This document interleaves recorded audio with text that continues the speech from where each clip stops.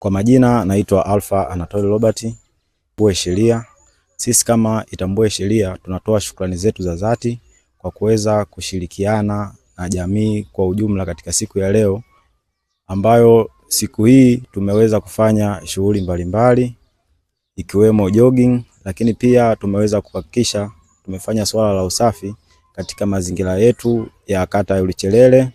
Lengo la kufanya jogging ilikuwa ni kuhakikisha kwamba tunakwenda kujenga afya ya mwili, kama tunavyotambua kwamba hivi karibuni jamii au pia watu mbalimbali katika jamii huwa wanakabiliwa na magonjwa mbalimbali, ikiwemo magonjwa ya kisukari, lakini pia ikiwemo magonjwa ya moyo.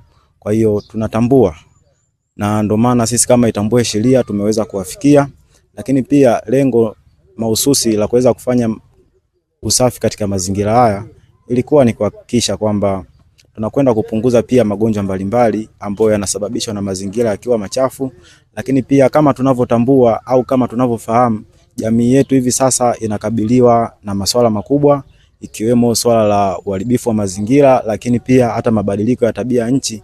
Kwa hiyo sisi kama Itambue Sheria tunajua nini tufanye na nini kinahitajika katika jamii yetu ili kuweza kuhakikisha mazingira yetu yanakwenda kuwa salama, lakini pia kwenda kuiweka nchi yetu katika mikono salama. Kwa kusema hayo, nashukuru sana.